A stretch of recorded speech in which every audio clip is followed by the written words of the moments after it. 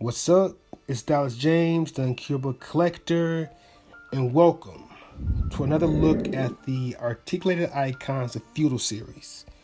This time, the focus is going to be on the martial artists. We're talking about the heroic martial artist Shokin, the evil sensei Itami, Shibito, the warrior monk, and the Drunken Master Shen. Now, it's almost impossible to imagine a society devoid of any references to Chinese and Japanese martial arts. And that's especially true here in the western part of the world, where that influence can be seen, it can be felt in virtually every aspect of popular culture. We've all been influenced by it in one way or another, whether you realize it or not. I mean, think about it. We all know who's the master. We've all downloaded martial arts programs and fought agents in the Matrix. We've all challenged fighters from around the world in a quest to take out evil dictators. We've all trained in the 36 chambers of Kung Fu. We know the true identities of the Poison Clan's 5 deadly venoms. We cut our way through those crazy 88s to Kill Bill. We remember that illegal, iconic crane kick, and we enter the dragon to stop a guy who comes straight out of a comic book. And speaking of which, the influence of martial arts, that culture, is undeniable, and it's evident on the pages of comic books too. You have characters like Lady Shiva. You have, of course, the world's greatest detective, even the last son of Krypton. Then you have Karate Kid, who had his origins and his start with the Legion of Superheroes. He's a grand master. He's an expert of every form of martial arts that's ever existed. You have characters like Iron Fist, Shang-Chi, and of course Black Panther. I mean, in the list, it goes on and on. So it's only natural that there'll be a demand for martial artist type figures within the eclectic community because, again, martial arts is so big in pop culture. Which brings us to Shokin, the heroic martial artist. Now, the packaging is essentially the same as it was with the ninjas. It's the same packaging across the board with the ninjas, the martial artists, and with the samurais. We'll get the AI logo on the front, the character name on the bottom, get one of Matt Case's pictures gracing the side, along with a character bio written by Daniel Wilson. We'll get some more of Wilson's imagination on the back with the collect them all style checklist. There's more artwork on the side, and immortalized on the bottom, the names of all those involved with bringing the Feudal Series to life. Now, there's definitely some notable differences between the martial artists and the ninjas. Right off the back, he gets the bare feet, which I think are, really sculpted nicely. And obviously, different lower legs. And then, of course, he has a traditional white short sleeve karate gi. And it's the classic look of a Kung Fu master. The white uniform and the black belt is what you would traditionally see in a Kung Fu film or a movie. That's normally what they wear. He also has like a black wash to him. It's almost like he's been in a fight like recently. And while it's somewhat evident, the black wash is on the white deluxe, it's much more noticeable in Shokin. So I guess there's some character there. He also gets his own unique head sculpt, which looks pretty good. And I like the serious look, but it's definitely not my favorite hairstyle. But that's really of no real consequence considering how you can easily swap that out, so it's no big deal. He comes with a few accessories, including hands and weapons. As far as the hands go, he'll get a pair of open palm hands for holding things. He'll get, of course, a pair of fists for punching things, and a set of classic karate chop hands, because no master kung fu will be complete without those. For weapons, he gets a bow staff, he gets a couple of sais, and 2 tonfas. And I don't remember if I mentioned this during the ninja review, but all the weapons are made out of a much harder plastic than what we would normally see. So there shouldn't be any issues with floppy swords or anything of that nature. The weapons are actually quality made, and they're very durable. Now, as far as articulation goes, it's pretty much the same as with the ninjas, except with regards to Itami and the Drunken Master. It's exactly the same. You do get a little bit more range of motion with Shibito because he's not restricted by the upper portion of the karate gi. So let's go over that real quick. Let me pop the hair hat off so you can get a better look at the range of motion. This is max going up. This is max going down. You get moving left to right, a little side to side. Shoulders on a straight peg that plugs into the torso. Max range going up. We get a bicep swivel and a standard double jointed elbows. Max range about here. Ball peg at the wrist. So there's plenty of range of motion there. There's also a waist swivel, though it's restricted by the uniform. Same goes for the diaphragm joint. This is about as max going forward, max going backward. But again, it's somewhat restricted by the clothes. So moving on down, we have a ball peg at the hips, which are pretty impressive. I mean, this easily allows the figure to do the splits. Then we get a swivel at the thigh, double jointed knees, of course, maxing out about here. Swivel at the lower leg. Below the pants, there's a disc peg on the foot, and there's the ankle rockers, which arguably are some of the best I've seen on any figure. The upper portion of the uniform is obviously a separate piece and it can't be removed. It's made of a soft plastic, but it still has enough shape to it to cause some restriction to the diaphragm articulation.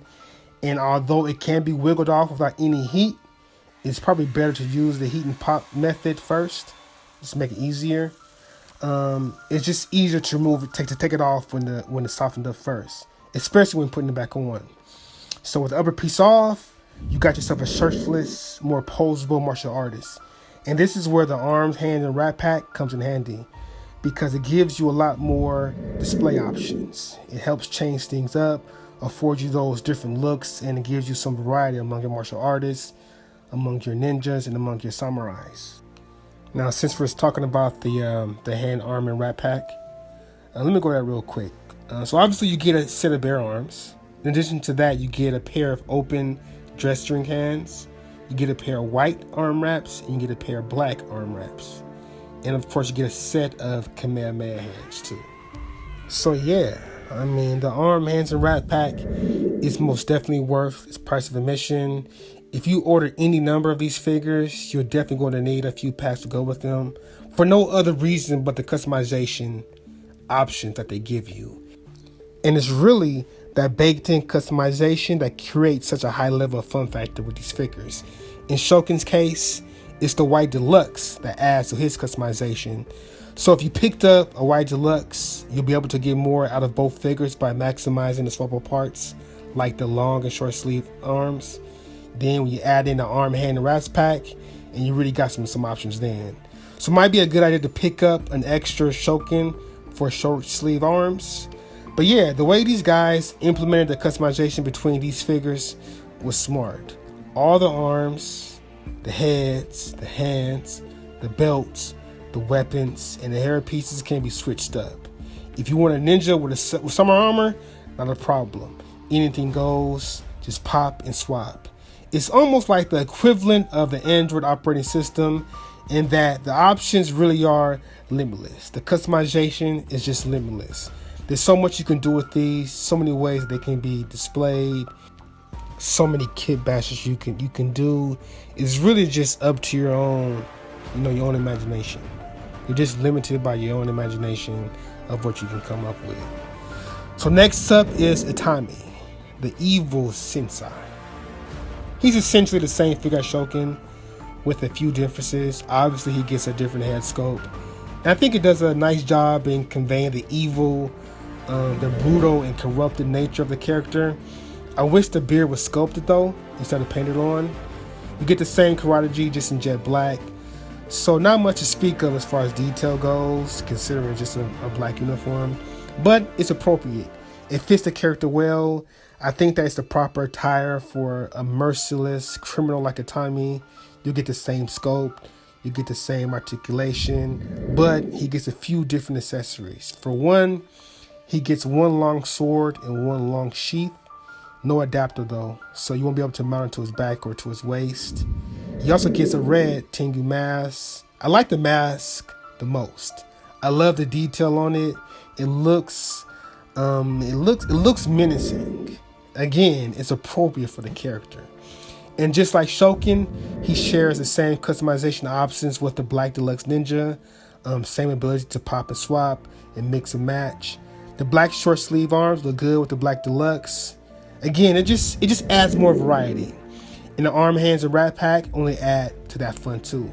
So you got to get yourself some of these packs. Definitely worth it. Now the top knot is removable too. It pops off. And you can easily swap on a different top knot from any of the other characters, the other figures that have them. And since we're on the subject of Itami, I want to really quickly kind of venture off and speak to something that I think a lot of us who have backed this project are either ignoring, or maybe we're glancing over, or maybe we're just not aware of it. And that's the fact that these figures were designed as part of a self-contained continuity. Much in the same vein as a DCU or the MU, the Feudal Series is essentially universe building. So these characters, they're all connected in that universe. They're establishing a continuity, just like you can with Marvel Legends, Master Universe Classics, or even DC Universe Classics. You can display these figures on a shelf by themselves and it would all make sense. For example, take this dude, and this dude, and guess what? They're all the same dude, just representing that dude at different points in his history. That's the beauty of it, and it's dope. I mean, it just so happens that the guys behind the line were smart enough to design them in a way that would allow them to fit in with a lot of our favorite lines. But this is a line that can be a standalone line as well. So just something just to kind of keep in mind. So moving on to Shibito, the warrior monk. He's essentially a shirtless martial artist. So you can expect the same scope, the same articulation, although you do get a little bit more range of motion in the diaphragm area because of the absence of the upper gi. There's a bit more at the max range on the diaphragm joint, though it does clearly expose the joint. You also get just a little bit more at the max going backwards. It all adds up though. And Shibito will pose, outpose any of the martial artists because he's shirtless and he has that extra, a little bit of extra. Love the head sculpt, love the Lee inspired hair. I think it works well with the red mask and the light bluish pupils. It's a good looking figure, man. He comes with a few different accessories as well. For starters, he gets those juice hands, which come in handy. We need to threaten somebody. He also gets a scarf. He ships with 2 commas, nice silver paint on the blades, sharp tips too. So watch your kids with these. And he also gets Naginata, a nice silver edged blade, has a gold accent parts to it. It looks good. These weapons are honestly nicely done, all of them. And I mentioned before that the plastic is much harder than what we normally see. So, the weapons are going to be durable. And I really don't imagine warping being a problem. I don't see that being an issue. And it's really, the little stuff like that attention to detail that really drives home the point that the guys behind the Feudal Series really paid attention. And it's a small thing until you consider just how many weapons are included across the line and how often we're going to be swapping them. So they wanted to make sure the weapons held up to the abuse, and they do. No problems, no issues whatsoever. And lastly, Shaijin, the Drunken Master. He was once a proud, a battle-hardened warrior. He was devastated by tragedy. He was governed by self-doubt, so he turned to the numbness that the bottle provided. He's a broken man whose life was destroyed by an unknown assassin. Now Shaijin, he's unique to the line. In fact, I think he's unique to any line.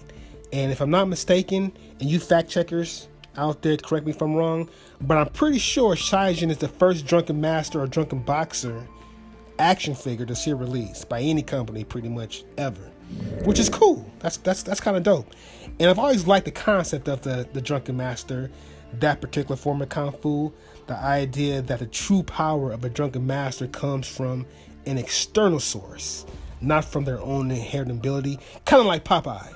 But instead of him getting strength from a can of spinach, he gets it from a can of beer. So yeah, definitely a welcome addition. As for the figure itself, he's essentially a clone of Itami and Shokin with a few differences. First off, he gets a brown karate gi, he gets a tan belt and some black wash. The paint apps, they complement each other too. And it's a nice change to the mostly white and black uniform characters we've gotten over so far.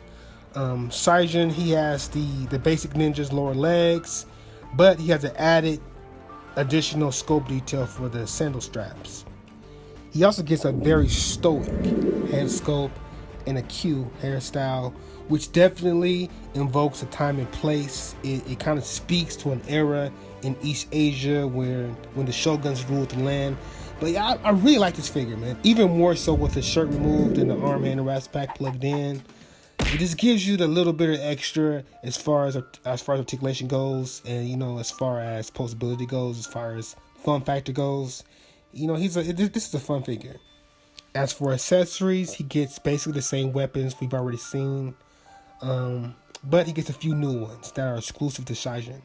First up is a Tamba wear accessory. Shen uses to carry around his favorite brand of sake. It's a cool little accessory too.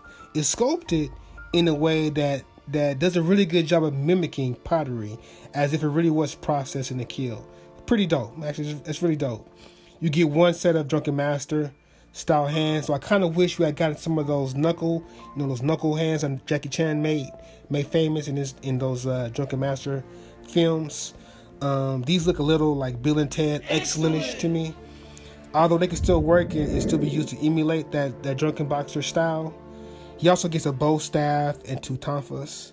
So yeah, man, the Drunken Master is nice. All these figures are nice, actually. And that's not the fanboyism talking. That's not the geek in me speaking either. It's just the truth. Initially, the big draw for me were the ninjas, probably for a lot of us. And the martial arts were just along for the ride. But I now have a newfound appreciation for them.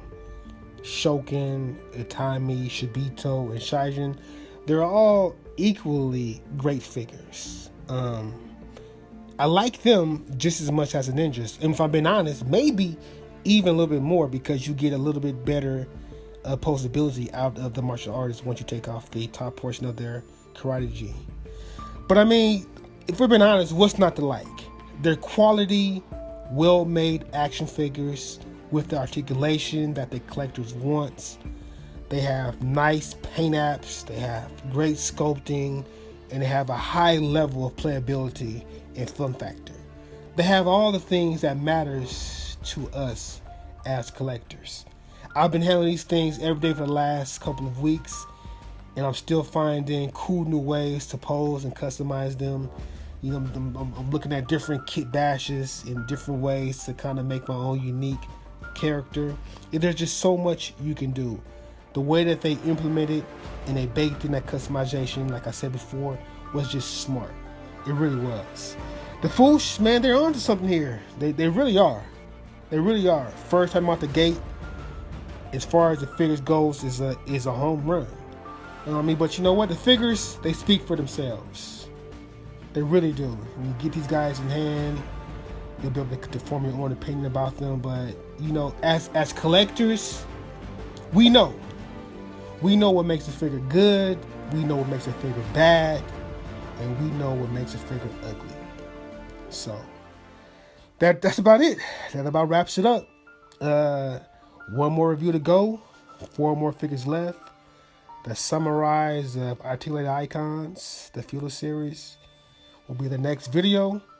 So yeah, thanks for watching. We'll catch up next time. The pre-order site is still open. It's still up. Figures still available, with exception to the translucent, the Smokey translucent Kickstarter exclusive figure.